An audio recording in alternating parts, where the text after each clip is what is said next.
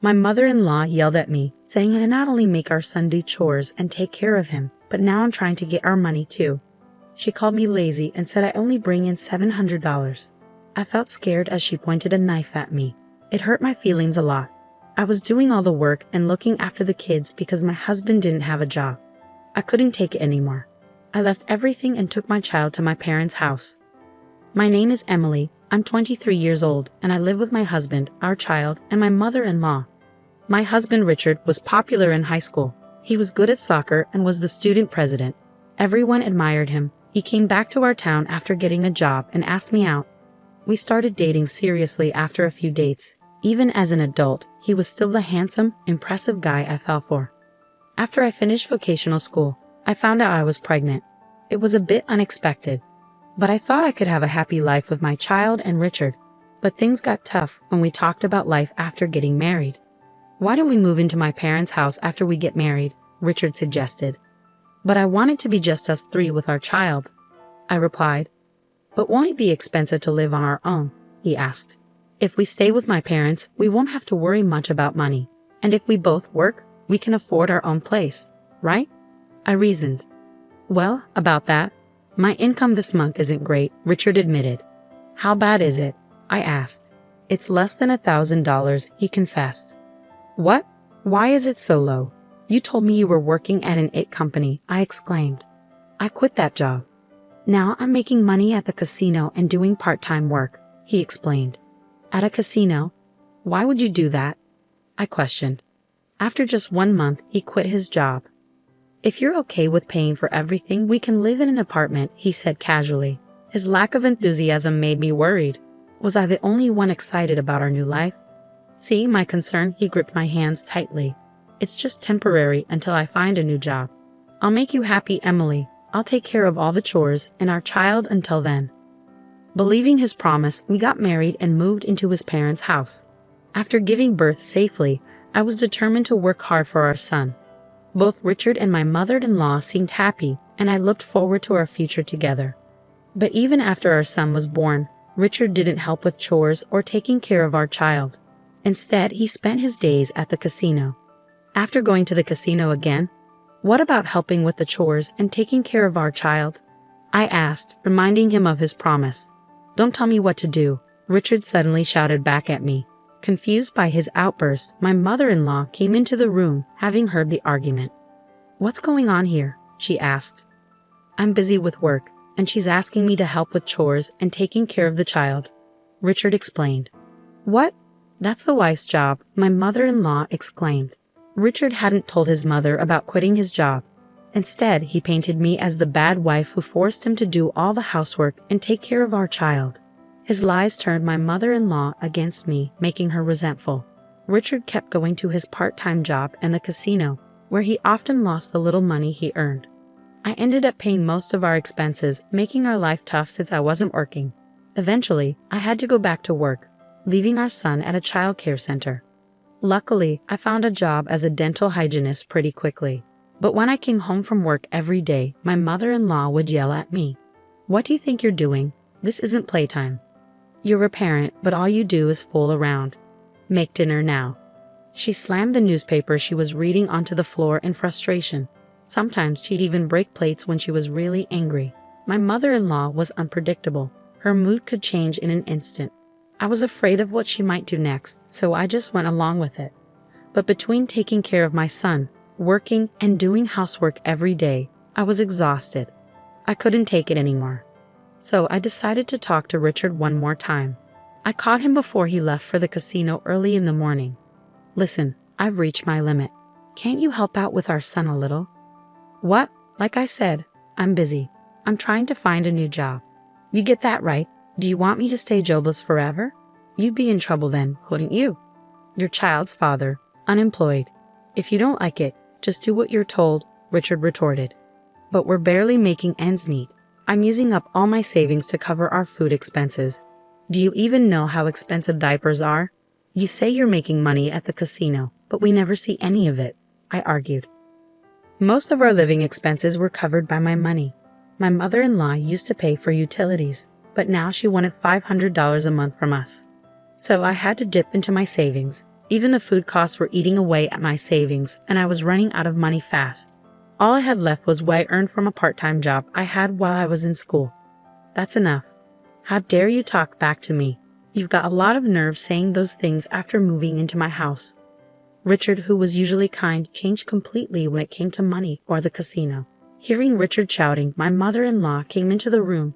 What's going on now? Is your wife complaining again? She asked. Yeah, she is. She's telling me to do housework and take care of our child. And she wants me to help with the living expenses. Can you believe her audacity, Mother? Anyway, I'm off to work now, Richard said as he left. Once he was gone, my mother-in-law's expression turned sharp. You've got some nerve, expecting us to take care of your child and do the housework while demanding money from us. You should be ashamed. It's not like that. I'm not making demands. Life is just really tough without a little help. I tried to explain. You must be wasting money, aren't you? Careless with finances, my mother-in-law accused. She didn't understand the situation at all. She didn't know that her own son was unemployed and spending all his time at the casino. I was told to keep quiet, but I couldn't hold back anymore. Do you know that Richard isn't earning anything? He's unemployed because he quit his job. What are you saying? Richard has always been successful. Sure, he didn't pass his college entrance exams, but he got a job at a reputable company, my mother-in-law insisted. He quit that job after just a month. Now he's always at the casino. I can't manage on my savings alone. It's not fair. I pleaded. Don't talk nonsense. My mother-in-law refused to believe me. Her son, who had always been successful in sports and studies, was her pride and joy. She couldn't accept that he was now unemployed and wasting his time at the casino. Her face turned red with anger, and she stormed out of the room. When she returned, to my horror, she was holding a knife. What are you going to do? Please, stop. I stepped back, holding my son close. My mother-in-law advanced towards me, knife raised. I'm tired of your insults towards my son. Having a wife like you is ruining Richard. You're a lazy parasite living off a measly $700. Get out of this house. Her harsh words made me break into a cold sweat. I feared for my son's safety. Seeing my fear, my mother-in-law seemed satisfied and lowered the knife. Good, you understand. We don't want parasites like you here. Just stay quiet and do your chores, she said before leaving the room.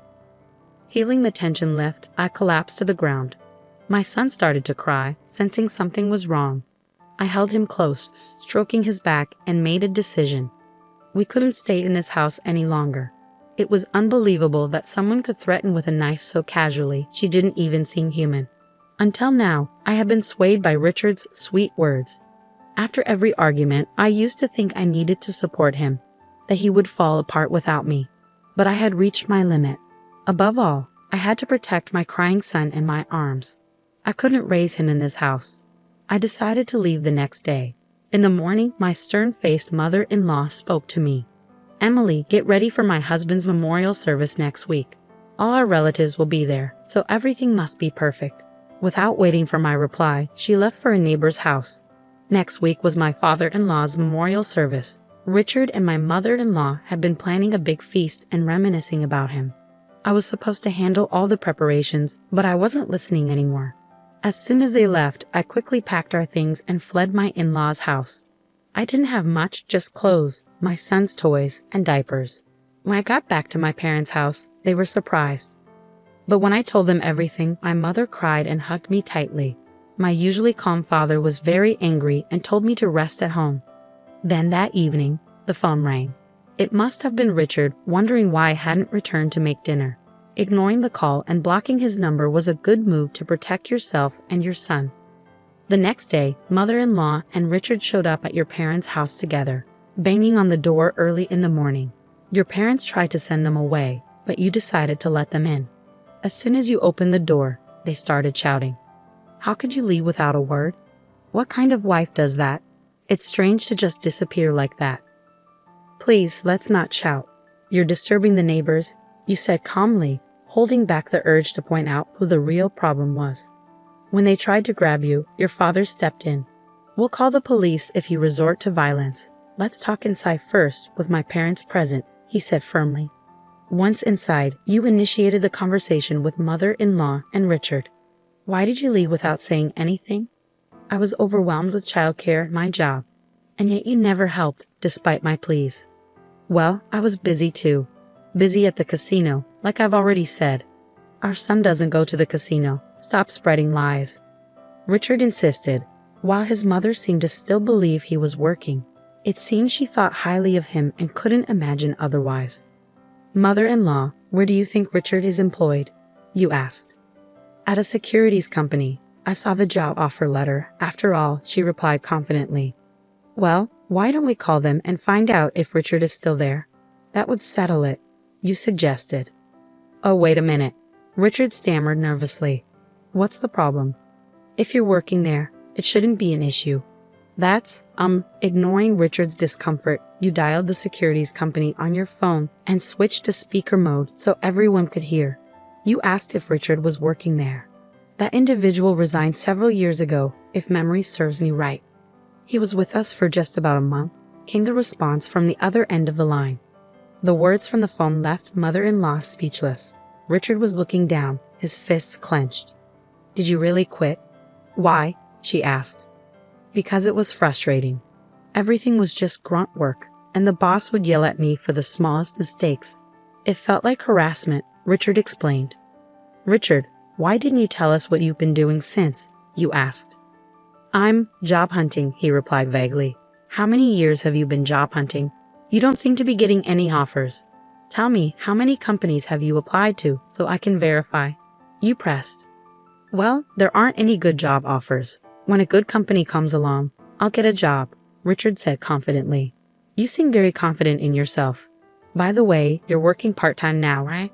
How much did you make last month? You questioned. 700, Richard admitted reluctantly. 700? Didn't you tell me that Emily could only earn 700 and couldn't support herself? So you were the one supporting her?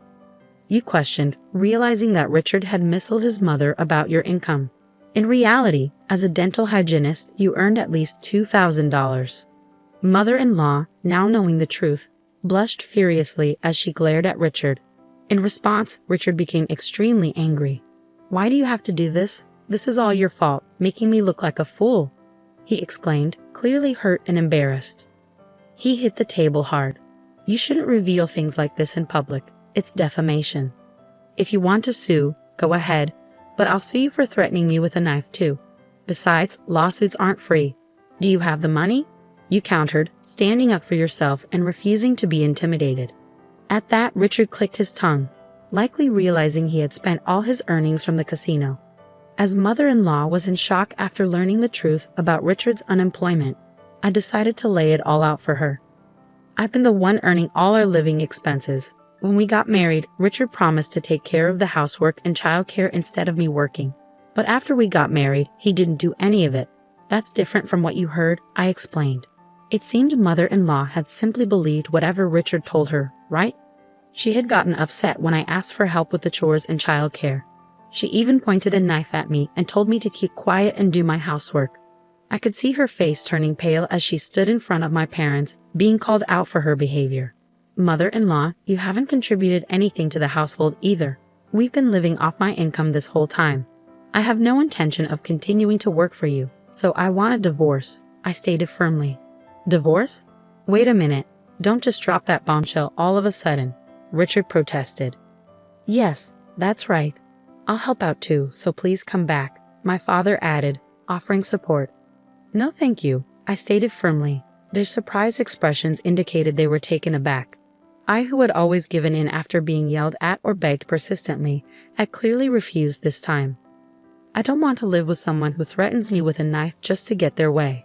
I'm tired of living with Richard, who spends all day gambling at the casino. I'll make sure you pay me compensation for all the hard work I've put in so far, as well as child support, I declared. No way. That's going to be a problem. I can't possibly afford that, Richard protested. Well then, stop gambling and start paying, I retorted. But I can't do that. I don't have a job, Richard admitted. I was appalled by Richard's lack of understanding. You don't have a job because you're too picky about what work you do. Do you have any desire to do whatever it takes? There aren't many companies out there that would hire someone without qualifications or experience. Don't take society for granted. Many people work hard in difficult situations to earn a living. Yet people like you, who quit their jobs on a whim because they got angry or didn't enjoy it, no one will want to hire them. He keeps saying he'll find a job someday, but at this rate, it's unlikely. I'll contact you through my lawyer about the divorce proceedings. Please do not contact me from now on, I stated firmly. What? How selfish. What's going to happen to us? Richard protested. At my words, mother-in-law flared up in anger. I put on a deliberately puzzled expression and responded to her hostile words. I don't know. Maybe you should figure out how to earn a living on your own, you heartless woman. Heartless? I don't want to be called that by you. Remember when you called me a parasite living off a measly $700 per month? Remember when you said that to me, your daughter-in-law, while holding a knife to my throat? By the way, the lazy person making $700 a month is right next to you. Are you not telling him to leave? I confronted her. As I spoke, mother-in-law started shaking with rage. Maybe I went too far. She leaned over and grabbed my collar. Stop it. I told you I will call the police if you lay a hand on her. My father forcefully pulled her off of me, but she was too riled up. So not only threats with a knife, but physical violence too. How barbaric. Don't you think it's better not to compound your crimes any further? I said, ignoring her resentful glare, and turned to Richard. I used to believe you would change, but I'm giving up on that now. I need to protect our son. I won't trouble you anymore. I'll take care of the money, the housework, and the childcare, so please come back. You'll take care of the money? Really? Even with careful budgeting, it's over $1,000 a month. Can you earn that? Richard's face turned pale upon hearing my words. He had never made more than $1,000 since he quit his job. But I have Mom's pension, he stammered. So, you're telling me you're dependent on my pension now? Mother-in-law couldn't keep her calm at Richard's absurd words. There's nothing else I can do. I don't have a job. Now I'm doing part-time work. Can we try to work things out?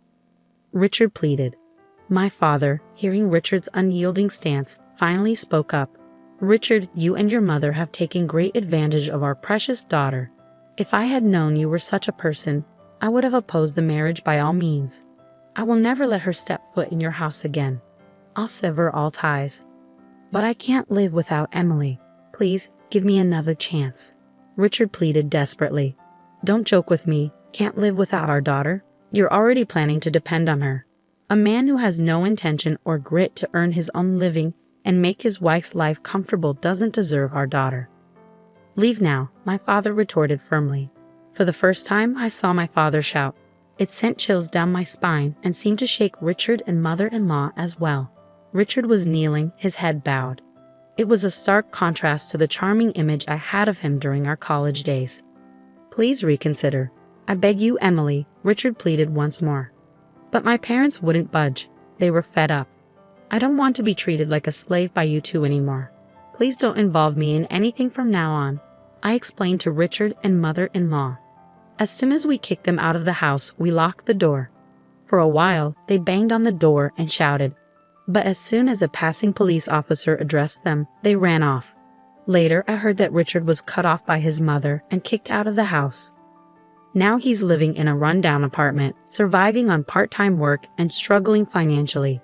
Apparently, due to his short temper, he doesn't stick to one job for long and keeps switching between part-time jobs at convenience stores, construction sites, and so on. He's barely making ends meet. In order to pay me compensation and child support, he's juggling multiple part-time jobs and is unable to look for a full-time job. There were rumors that he's still going to the casino and may even be in debt. But I'm not interested. News of Richard's downfall spread quickly among our high school classmates, and I received numerous sightings and information about him. It seems that the neighbors have witnessed mother-in-law kicking Richard out and their frequent arguments. His unemployment and the fact that he was left by his wife became public knowledge. She must be feeling extremely embarrassed after boasting about her son all the time. She hardly ever leaves the house now. With the help of my parents in doing the housework and raising my son, I continue working. I now have more free time to spend with my son. I don't need to leave him at the child care center since my parents take care of him. So everything has been great. I wish I had divorced sooner. From now on, I'm going to cherish the time I spend with my son and watch him grow up closely.